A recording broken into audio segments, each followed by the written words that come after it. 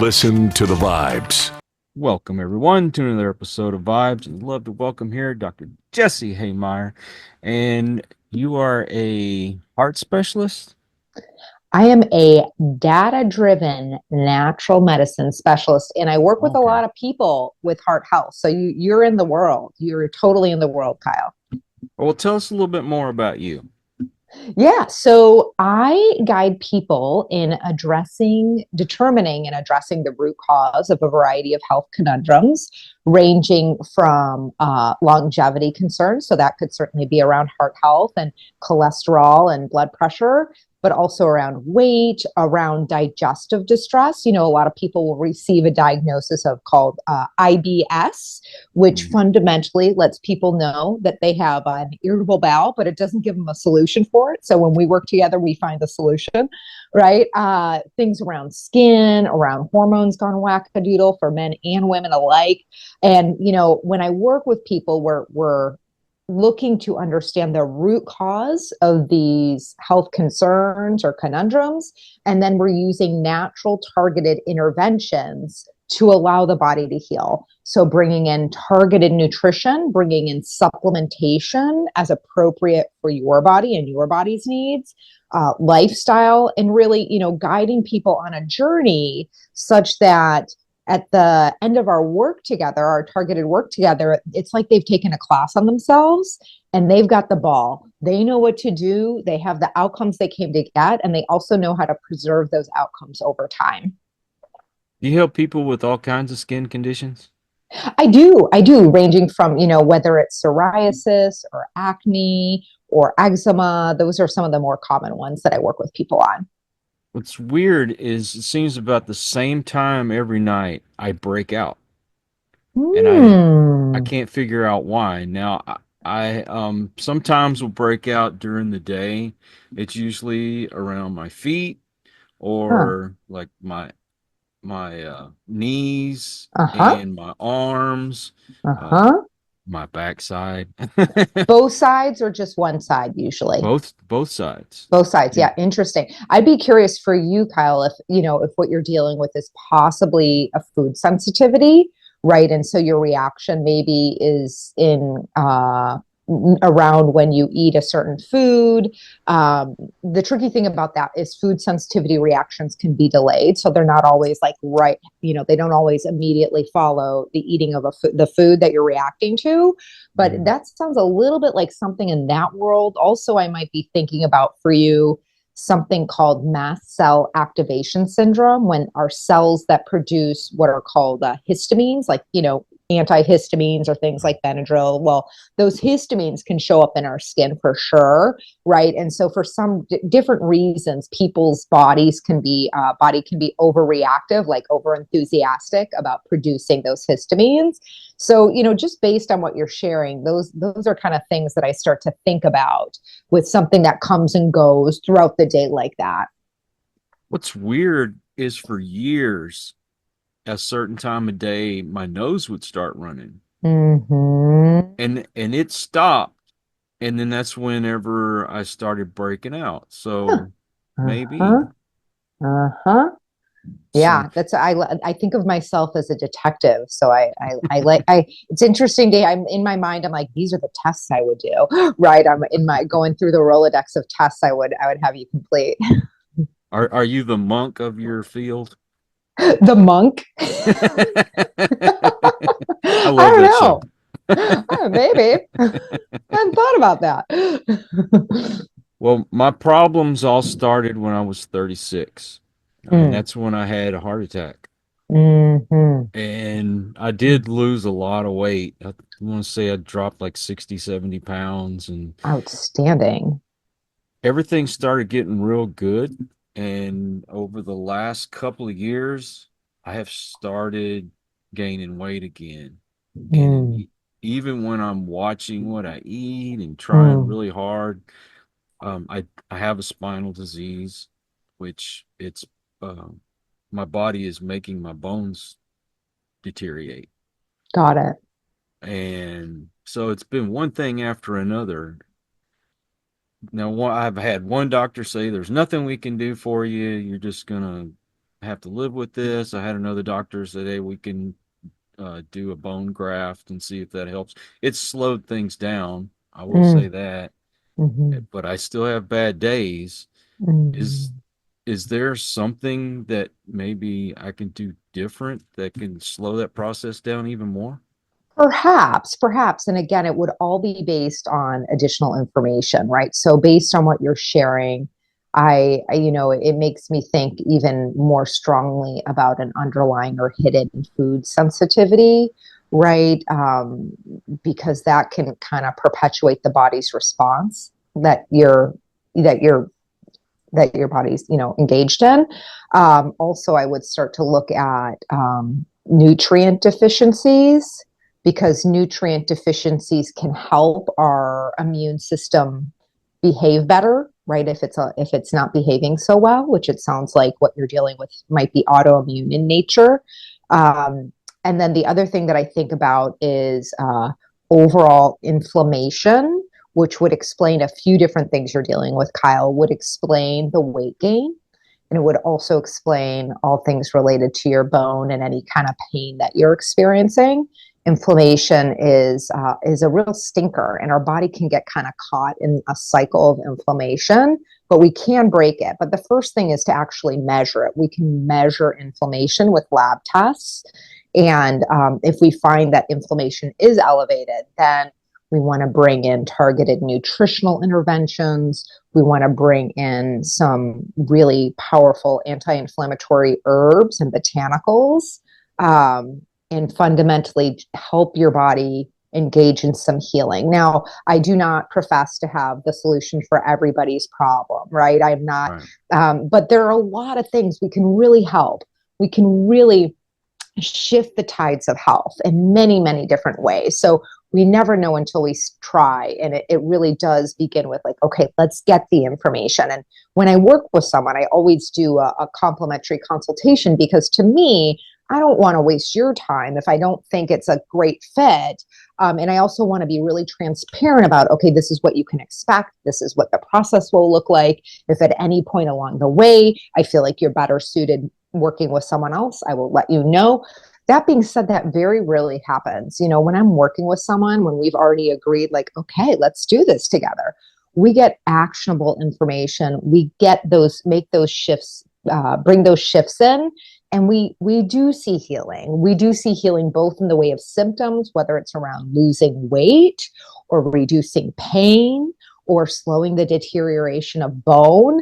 And then also around lab tests, we see those measurable improvements over time. How many lab tests do you usually do? Oh my goodness, so many. I honestly, when I send people to have their blood drawn, I let them know you are going to feel like you're donating blood, right? It's the phlebotomists, phlebotomists over time in different areas get to know my name. They're like, oh, Dr. Hehmeyer. Ah, yeah, she always orders a lot of blood work. And it's not to be cute. It's because we actually need it. We need it to understand where are our points of leverage? How can we get in there and help the body heal? And that's what those labs tell us. So this isn't like traditionally when you go into the doctor and they already kind of have an idea in their head, oh, this is what I think it is. This is what you actually get a little more in depth. Yeah, for sure. And, listen, traditional medicine absolutely has its place, right? When you had the heart attack at 36 years old, right?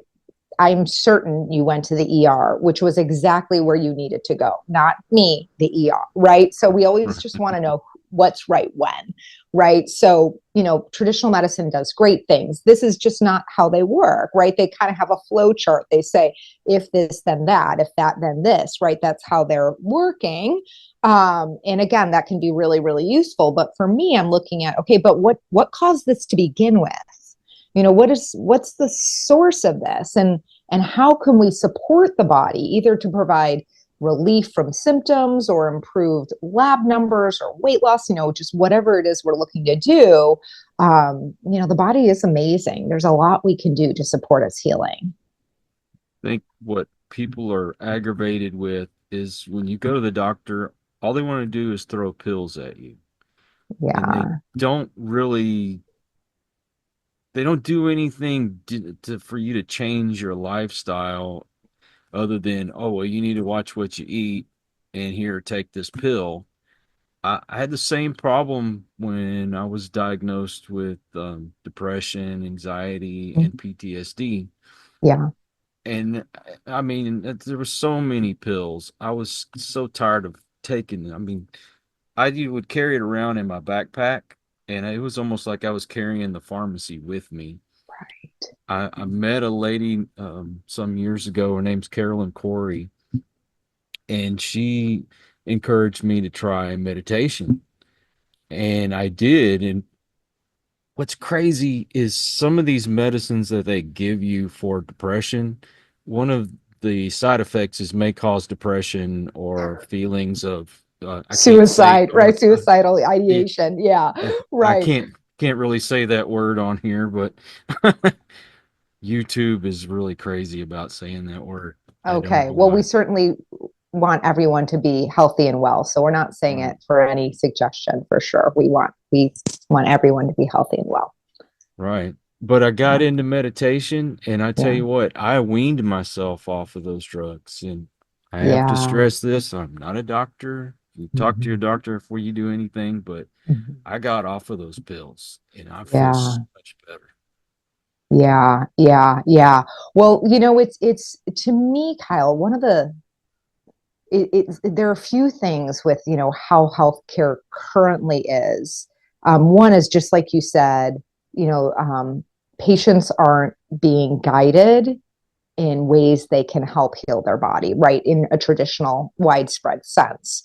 The guidance to, eat healthier or whatever, it's like, that's so blanket. Nobody knows what it means. It's like, okay, great. There was a man who I worked with who he had high cholesterol, and his doctor's guidance was stop dunking vegetables in ranch dressing. He was like, I actually don't even do that. Like, Right. okay, fine. Right. But the thing is they're just not trained, right? We all have our toolkits.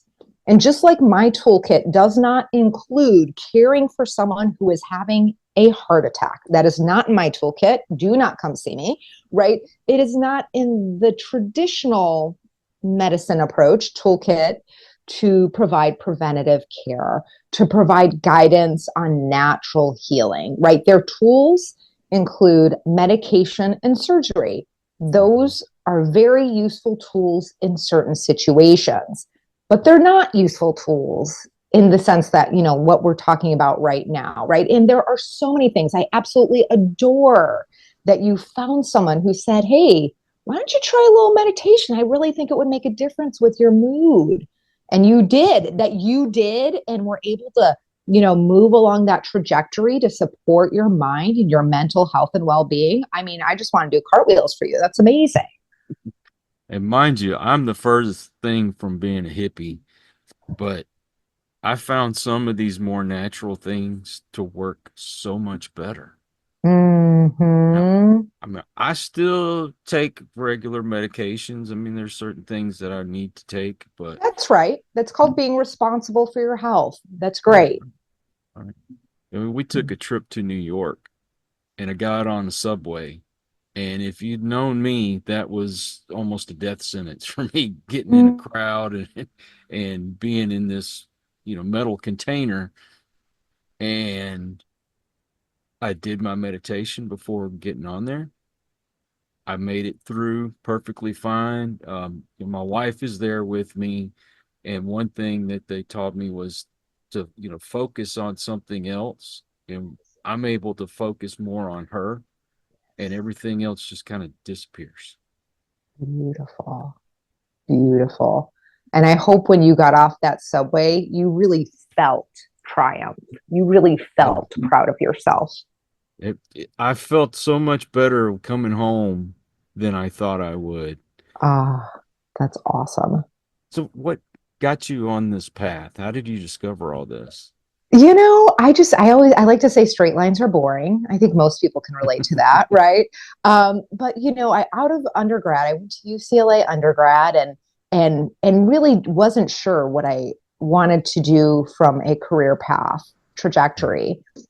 I knew that corporate life wasn't going to be my where I'd spend my time. It just for me, it just didn't. I don't have a whole lot of tolerance for doing things I don't love to do. And Right. so, for better or for worse, corporate life was not my thing, right? I knew that.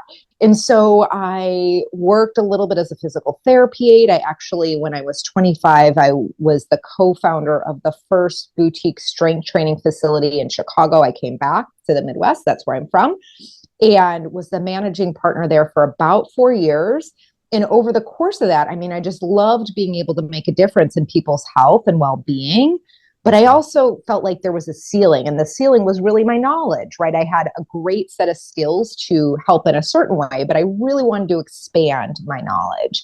And so that led me first to, well, getting 2 different graduate degrees, ultimately to allow me to do what I do today, ultimately allowing me to practice what I like to call data-driven functional medicine or data-driven natural medicine. Well, pharmaceuticals do help a lot, but do you think that some of these pharmaceutical companies are a major reason why doctors do what they do? So there are a few different reasons why MDs or mainstream MDs reach for those pharmaceuticals. One is, in their training, that is what they are trained to do, right? They're trained to use pharmaceuticals. They're not trained to use nutrition or supplements or botanicals or lifestyle. They're just not, it's not in their curriculum. If you look up the curriculum, you will see it's not in there, right? So that's for one thing. Also, then we can start to ask, well, why is it like that? Well, a few different things. One is they have to pass the boards, their board exams, right? And then we could look at, well, who writes those board exams? People from the pharmaceutical industry do have a hand in writing those board exams. And then there's the whole, lobbying that goes along with the pharmaceutical industry. So it's quite complicated. And we don't want to pretend that, prescriptions are all bad, right? They do, there are things they do very well, and they're very important for many different reasons. And when most of the people who I work with, or at least a lot of, I would say the majority of the people who I work with, we are taking an integrative approach, right? They are taking some medication, and we are working with their body to support it naturally. So we don't want to just, make a blanket statement of pharmaceuticals bad, but I think it's useful to be curious about how did we land in this reality where that's really the only tool that is offered people from a mainstream perspective. And so it really begins with the education. Do you think that, and forgive me if I say this word wrong, but like psilocybins are going to be a wave of the future? I hope so. I really hope so. I think there's a lot of potential in psilocybin. You said it perfectly. And these, whether it's using microdosing as a way, I think about our brain and its neuroplasticity, its ability to change the way we think is really what we're talking about there. And these psychedelics have a lot of potential when used responsibly. Now, what does responsibly look like? Really, just fundamentally speaking, making sure, first of all, it's the right thing for you. They are not the right thing for every brain. They are not. And then making sure that how you're using it is the right thing for you. Perhaps microdosing is a better approach than macro or, like full-blown psychedelic experience, but perhaps it's not. Maybe the guided psychedelic experiences is appropriate for you. But, so I would encourage anyone who's curious about this to do a little bit of looking into what would be, is this right for me? And then if so, what approach and where am I getting these things and how am I making sure that I'm integrating my experience in a way that allows me to evolve. That's fundamentally what we would use it for, whether it's around PTSD or addiction or trauma, which everybody has in some way, shape, or form. So there are a lot of really great uses for psychedelics that I believe are going to continue to grow and evolve over time. There was a lot of things that we were taught as children were just, it's bad. Like marijuana was going to Do you remember they actually used to have videos and it's like somebody got murdered and they would say, yes, this person was using marijuana and it caused them to do this. And now we're finding that there's a lot of benefits to marijuana. Now, me personally, I stay away from it. That was my gateway drug, if you want to call Hmm. it that. Yeah. And I had a severe drug problem. I graduated to cocaine and Mm. methamphetamines and things like that. So I'd stay away from it. But if Yeah. you Awesome. can Good. take certain chemicals and put it in medications and they would help, then I'm all for it. Yeah, yeah. I think you're totally spot on, Kyle. I mean, a few different things that I love about what you just said. First of all, just knowing for yourself what is right. Like, okay, not for me, but maybe for others. Great, wonderful. And if for others, then it's like, okay, who might this be useful for? And what amount? And how do we make sure that this remains useful and not harmful? So there are a lot of there's so much we're learning, and there's a lot of really great advocates and researchers out there looking to find new ways to help people heal. Right, we can see with what's happened in these last decades with the opioid epidemic, and all this really heartbreaking stories of methamphetamine use and addiction and overdose. It's just there are better ways, and I sure do hope and I think we are moving in the right direction for to care for people. I was very fortunate when we lived up in the Austin area. I had a pain care physician because I mean, I live with pain every day. And I told him, I said, look, I'm an addict. I'm not going to lie. I don't want to be hooked on opioids and things like that. And I know I will abuse it. Is there an alternative? Now, it is like a opioid, but it's buprenorphine, Mm-hmm. which they use. A lot of addicts use that to get off of stuff like the opioids and what have you. And it's been like a miracle for me because it makes me not want to use, and it also helps relieve the pain, actually better than what opioids did for me. Awesome. That is so great. I love it. That's fabulous. Mm-hmm. And you are a founder of Well Empowered. Now, That is what is Well Empowered? right. Well Empowered is my practice. So, Well Empowered is my practice. And, within that, you can kind of hear the name. My commitment is people being well empowered, people thriving and inspiring others to do the same is, my mission with a capital M. And, inside of this well empowered work, right, I want people to be geared up with information specific to their body and how to heal it and care for it. I want people to feel very tapped into their unique why, what I call their inspiration, which is different than motivation. Inspiration will carry you through the ups and the downs and the challenges that you inevitably will encounter when mastering anything. And then, gearing people up with their own unique strategies, helping them figure out, how do I integrate this into my life such that I'm able to maintain it over time? So that is what well empowered is. Do you have a website?